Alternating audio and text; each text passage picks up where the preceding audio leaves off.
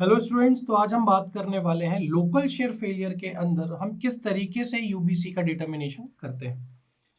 ये पढ़ना इसलिए भी जरूरी है क्योंकि आरजीपीवी के पॉइंट ऑफ व्यू से अगर हम बात करें तो वहाँ पे जो न्यूमेरिकल्स आते हैं उन न्यूमेरिकल्स में ज़्यादातर ऐसी कंडीशन आती हैं कि लोकल शेयर फेलियर के लिए आपको यूबीसी फाइंड आउट करनी पड़ती है। तो उसके लिए हम किस तरीके से आगे बढ़ेंगे, क्या अप्रोच आएगी, आइए उसके बारे में हम बात करते हैं। अगर मैं बात करूं अल्टीमेट बियरिंग कैपेसिटी की, वो भी स्ट्रिप फुटिंग की, और अगर मान के चलें कि हमारी कंडीशन जो है शेयर फेलियर की वो जनरल शेयर फेलियर है, वो तो डिटरमाइन की गई है टरजागी इक्वेशन के थ्रू। बट अगर मैं बात करूं लोकल या फिर पंचिंग शेयर फेलियर की, तो कोई भी ऐसा थ्योरेटिकल सॉल्यूशन नहीं है। बट अगेन 1943 में टरजागी ने एक एम्पिरिकल फॉर्मूला दिया था जो कि कुछ रिडक्शन के साथ दिया था एक्चुअल कोहेजन में और एंगल ऑफ शेयरिंग रेजिस्टेंस के अंदर लोकल शेयर फेलियर के लिए। ठीक है ना, टरजागी ने ही एम्पिरिकल इक्वेशन दिया कुछ रिडक्शन करके, किसके किसके बीच में, एक्चुअल कोहेजन और एंगल ऑफ शेयरिंग रेजिस्टेंस के बीच में। वो क्या किया, तो उन्होंने जो कोहेजन की जगह मोबिलाइज्ड कोहेजन लिया और एंगल ऑफ शेयरिंग रेजिस्टेंस था वो भी मोबिलाइज लिया, थोड़ा सा रिडक्ट करके लिया। क्या क्या लिया, एक तो मोबिलाइज्ड कोहेजन, जो कि आपका सी एम डैश से रिप्रेजेंट होता है, वो होगा आपका 2.3 times of cohesion.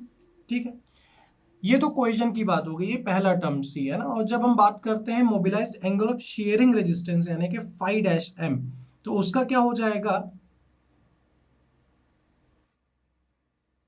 Mobilised angle of shearing resistance,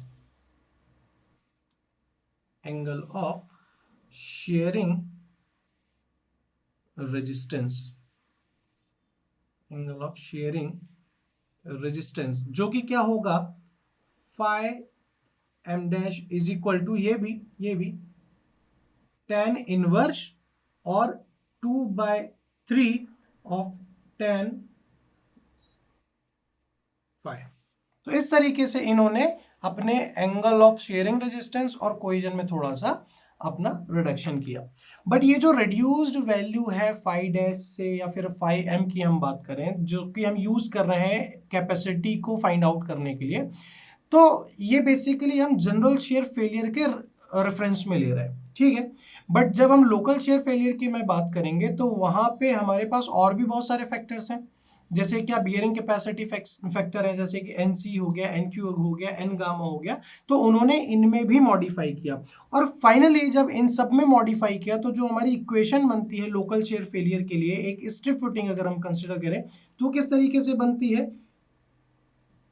अच्छा, टरजागी ने जनरल शेयर फेलियर के लिए दिया था, बट उसके बाद फिर कुछ सजेस्ट करते हुए, इंप्रूव करते हुए लोकल शेयर फेलियर के लिए दिया। तो ये क्या हो जाएगा, Q U dash is equal to, ये हो जाएगा 2/3 C dot N C gamma plus plus gamma dot D F dot N Q gamma, N Q gamma. अब ये इक्वेशन कैसे आएगी, जब हम टरजागी की इक्वेशन पढ़ेंगे तब मैं इसके बारे में आप लोगों को बताऊंगा। ठीक है, 1/2 gamma into B into N gamma, 1/2 gamma, और ये आपका डैश हो जाएगा। ठीक है ना, ये 2/3 C dash dot N C dash plus gamma dot D F dot N Q gamma plus half gamma B N gamma gamma. ठीक है, तो इस तरीके से जब कभी भी लोकल शेयर फेलियर की बात होगी तो आप अल्टीमेट बियरिंग कैपेसिटी इस तरीके से फाइंड आउट कर सकते हैं। ठीक है, अल्टीमेट बियरिंग कैपेसिटी। अच्छा, एक चीज और ध्यान रखेंगे, इससे आपने क्या फाइंड आउट किया, ultimate bearing capacity find out किया। अगर आपको सेफ फाइंड आउट करना है, क्यू सेफ यानी कि सेफ बियरिंग कैपेसिटी, तो आप क्या करोगे, सबसे पहले क्या करोगे, क्यू एन यू निकालोगे। Q N U is equal to क्या होगा, Q N U minus sigma bar. उसके बाद क्यू एन एस निकालोगे, क्यू एन एस क्या हो जाता है, Q N U upon factor of safety. और जब आप क्यू एस की बात करोगे, क्यू एस की बात करोगे तो क्या करोगे आप, क्यू एन एस में से इफेक्टिव ओवरडन प्रेशर क्या कर दोगे, फाइंड आउट कर दोगे। तो इस तरीके से आपकी safe bearing capacity find out होती है किसी भी टाइप के न्यूमेरिकल के अंदर या किसी भी टाइप के कंडीशन के अंदर। तो आई होप आपको समझ में आया होगा कि किस तरीके से हम डिटरमाइन करेंगे यूबीसी लोकल शेयर फेलियर के केस में। ठीक है, तो आज के लिए इतना ही। Thank you very much.